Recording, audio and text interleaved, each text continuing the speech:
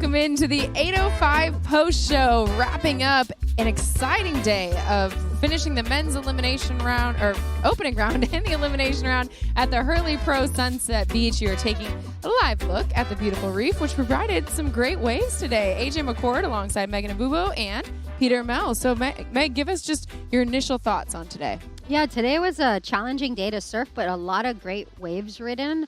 I really thought that everyone stepped it up. There were tons of different variety of maneuvers and a lot of creativity. Good call by the Tours and Competitions Office to get a half day done. I think that was a good call, knowing that the swell was going to increase. It did. Provided some waves today, again, with a really dicey forecast that we have on offer. You had to get some heats done. So now it kind of sets us up to be able to kind of cherry pick the last 2 days of competition. So good call by them.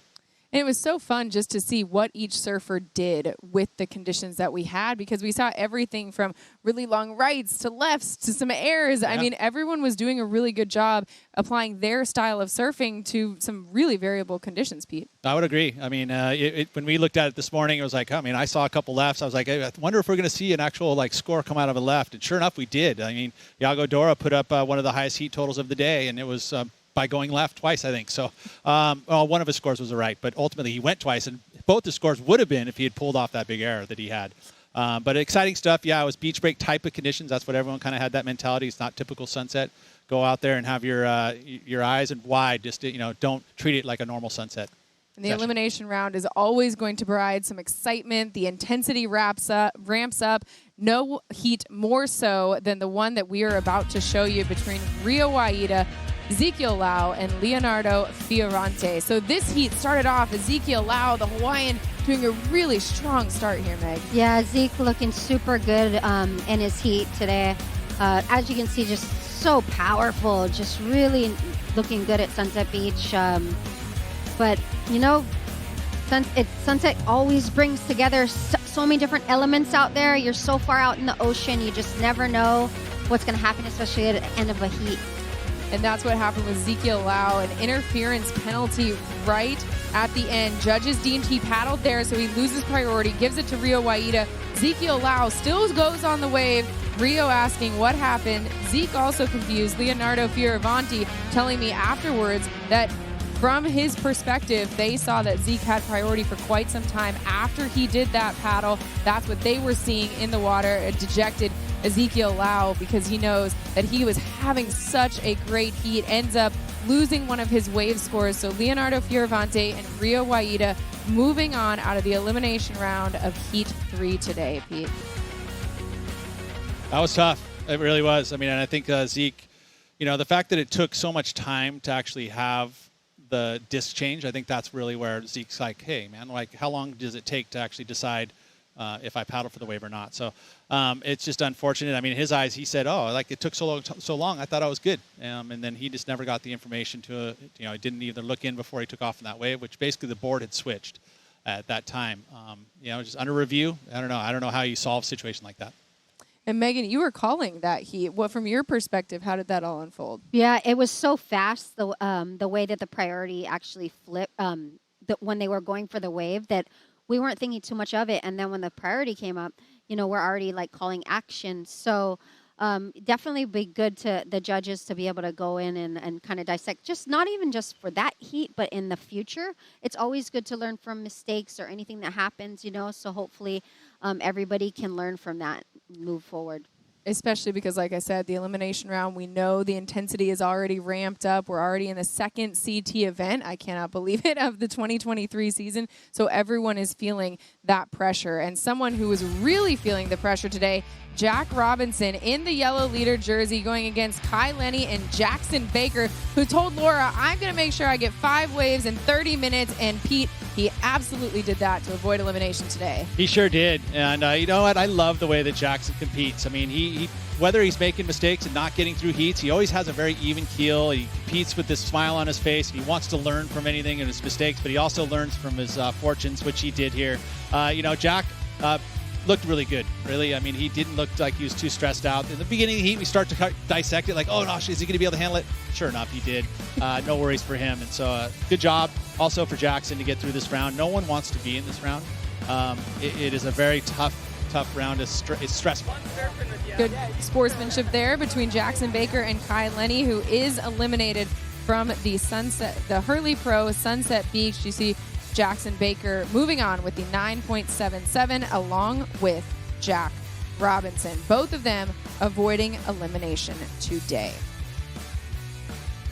So next up, let's take a look at the heat that wrapped up our day here at Sunset Beach between Nat Young, Matthew McGillivray, and Maxime Hussino. Megan, this is another one you were in the booth for. Yeah, this was a great heat. Maxime started off really well, but Nat, he just looked so polished, so good on his backhand, just placing his board in the most perfect positions and just catching this gem, as you can see. So Nat started off really strong and really only needed like a mediocre score to kind of back that up and feel solid in the rest of the heat. But Nat's looking great on his backhand out here. No stranger to right hand point breaks, even though it was a beach break kind of today. Tough one for Maxine. I mean, considering that he only rode one wave in 30 minutes. I mean, he must have looked for a certain style of wave and didn't make the adjustment early enough. I mean, I remember watching the very last 4 minutes of that heat. He had priority. The ocean was quiet. Right at the end, there was one set that came, but he thought he was in the spot, but then he tried moving, and it's just like so frustrating because that's Sunset Beach. You see sets coming, you're like, okay, do I go this way or that way? And he kind of chose both directions, and unfortunate him for Maxine. I'm a big fan, so I'd like to see him make a few heats this year. The person who found himself in the right spot during that heat, Nat Young. He gets the win with an 11.40, standing by with Laura Enever on the glass. Nat Young, last heat of the day, must feel damn good to get through that elimination round. Yeah, no, it feels amazing. I was really bummed out after my heat the other day, and I had a few days to kind of sit there and think about it a little bit. And this elimination round is it's sketchy. You know, you don't want to be one of those 4 people that lose out. And it's funny because I'm staying with Matthew McGillivray, and Maxime's been hanging out at the house as well, and so we all ended up in that heat together. So that was a bit of a bummer, but I'm happy to make it and get to surf tomorrow. And what were you surfing today? Any change-ups from the other day? No, it's actually the same board, 6.5, Channel Islands Proton. Just felt kind of sturdy and trusty, and that was kind of what I was looking for out there.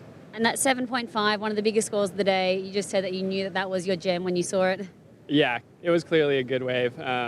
Those guys both got quick starts, and I was kind of out the back waiting, and that worked out for me, and that wave came, and I knew I just needed to stay on my feet, complete the wave, because it's just tough out there. There's not a whole lot of opportunity.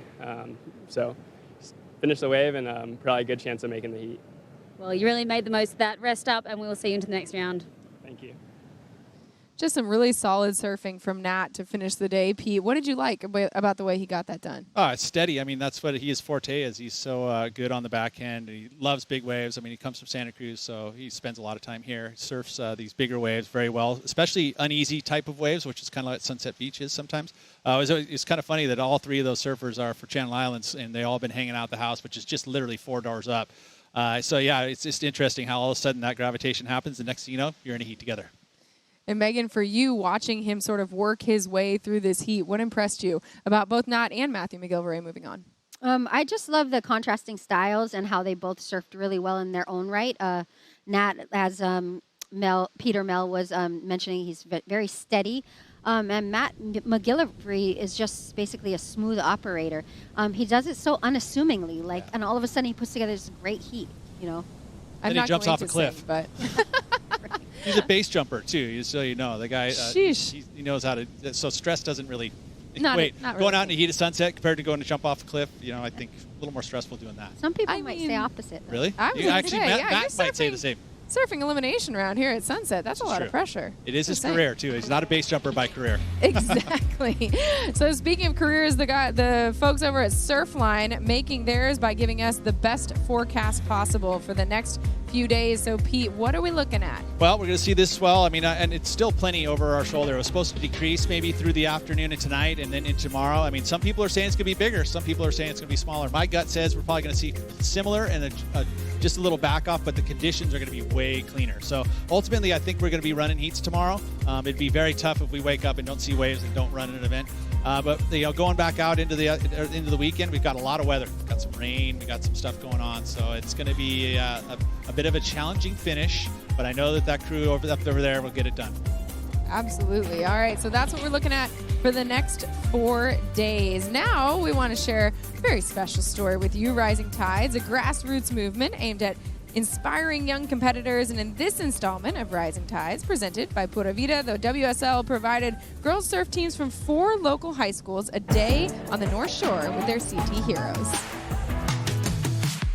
Rising Tides is really using this cool platform of bringing these girls in to meet their heroes, being on our broadcast, going to be on the social. It's kind of that little bit of fire to get them to be like, where can you be? And it shows them what it's going to take to get there. This Rising Tides is really unique because we've invited 4 of the top local high school surf teams. They keep talking about the next gen, and like this really is that momentum generation for the women. This activation is so meaningful. I remember being that high school kid, and back in the day there was only like one other girl maybe. The more young girls that come together and surf together and kind of train and feed off each other, I think it's better for the overall sport. I actually remember, being 10 years old, and I wasn't even in the women's division. There was only 10 and under for the boys, and to feel empowered in the ocean is a huge step. My school, Punahou, actually showed up with 2 or 3 girls, and it's really rad. Just to see how many young girls are in the water who are also pursuing an education. It's really inspiring. It fills my heart, makes me super stoked. It was really fun and cool that it was only girls. It's so cool that Rising Tides is putting this together so that we can all meet the pros. And I met a lot of new people. It was super fun. And the waves were good too. Did you have fun out there today? Yeah, that was pretty sweet. Yeah. It's super exciting to know that the future of female surfing is super bright, and I just hope that we continue to inspire and, set the right example for these young women.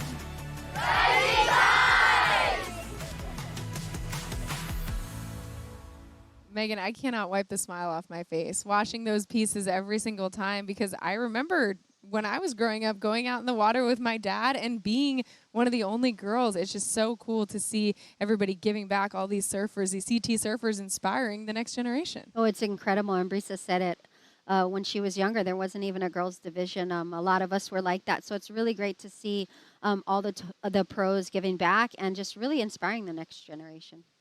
Very, very cool to see. Also, we had some moments that were pretty cool to see today, I would say. Let's get into our top 5, shall we? You ready, Pete? I'm ready. All right, here we go. Starting in at number 5, we have the heat that we just watched, Nat Young and his 7.5, Megan, that he started the heat with. Yeah, Nat Young just looking super dynamic on this wave. Really powerful and strong. I love this wave, but this was the turn right there at the end, just really putting it all together and coming down with the lip in the right moment so he didn't get bucked off. And number 4, Kolohe Andino hitting the century mark. 100th CT event, Pete. And doing air reverses at Sunset Beach on the inside bowl. Talk about wow factor. He gave it to us today, and I loved it. I got to see him after his heat. He was excited. But to win his 100th event and win his first heat out of here and get it done, that's good stuff out at Sunset Beach, and he needs to have a good event. I think it's going to be helpful for him. And here we have at number 3, Jackson Baker taking the heat win. Jack Robinson avoiding elimination. A star-studded first elimination round heat, Meg. Yeah, it's always scary coming against the surfer in the yellow jersey, But Jack Robinson, everyone, you had your doubters out there wondering how he was going to put it together in that yellow jersey, and he looked pretty good. This was a great heat that he overcame any kind of nerves and proved to everybody. But, of course, Jackson Baker looking really good out there as well. Also looking good out there today, Ian Gentile, the highest heat total of the day, second highest of the event overall. Pete, you and I were in the booth for this one, and he just looked calm, cool, collected, completely unconcerned. Yeah, cool hand Ian. He's not cool hand Luke, he's cool hand Ian, maybe, because he just literally stuck to his guns. He identified which waves he wanted. He didn't battle, go too deep on the point, and sure enough, Sunset delivered, gave him 3 nice gems. I mean, he literally had the heat won from the very beginning of the heat all the way, and then hit the best wave at the end of it. And let's talk about the Brazilian storm coming in with a fury today. Samuel Pupo defeating Griffin Colapinto and Ian Gentile, and then Iago Dora also making it out of his heat, and then, of course, Gabriel Medina doing, Medina-like things, Megan. Right? I mean, Iago Dora pulling off the air reverse on the left at Sunset. I know Pete was talking about it this morning, but he really did it. And Gabe Medina just looking so on fire here. He was so fast. I feel like he was in sixth gear all day. Really impressive at Sunset. One of the things about Medina is that he doesn't put time in here at Sunset Beach, but every time I see him surf it, he surfs it as good as a backhander that's spent a lifetime here. I mean, and so that's how good Medina is. It doesn't even have to go out there and actually practice at the spot, and he's still going to post big numbers. And so that's why he's a world champion. It is why he's a world champion and why everyone else is trying to get to that title this year. Megan, what stood out to you the most today? Jack. Peter, why don't you start? Okay, yeah, I will start. What stood out to you? I'm gonna throw down to Nat Young. I think that was a good bounce back heat for him. I mean, a little frustrating start, as he had mentioned, had to sit on it for a couple days and then go out there with a nice positive mind frame. Started off with a good solid number. I think he's going to need 2 of those going into the next round, though, so he's on the right track. Megan? Pete said it great. Sorry about that. You're okay. No, yeah, definitely being able to step it up with the yellow jersey. And then Jack Robinson doing incredibly well today. But Kolohe Andino looked really impressive to me. I like that. I love the way he surfed today. I agree. I think what was so fun for me was just the versatility that we saw today, and hopefully we get more of it tomorrow. Next call for the Hurley Pro Sunset Beach, 7:45 Hawaiian time. We'll see you then. Welcome, surf fans, to where you would rather be. We've got some waves on hand, boys, at the Hurley Pro Sunset Beach. Bango right through the lip. Big sweeping cutback with the rebound. Bang! Ooh. Rio comes off the bottom, bang into the lip line and gets body slammed. Yago Dora favoring these left and launching into the air. Wow. Kolohe Andino in the century mark for event surf on the championship tour. That's some exciting stuff. He gave Medina vertical lip bash, throws the tail. Be surfing a lot, be hanging with my friends, and yeah, that's pretty much it. The flow and the commitment. Jack Robinson in the elimination round. Jack Robinson. Beautiful first turn snap, wraps it back, draws off the bottom, tags it with the lip, and comes down smooth. Ezekiel Hinat Paulau gonna slash one into that white water. Ian Gentile doing his best, keeps the fins engaged. Oh, that is what you call a true shocker as it winds out to the end of the heat. This copyrighted event broadcast is produced by the World Surf League for broadcast around the world and may not be retransmitted, reproduced, rebroadcast, or otherwise distributed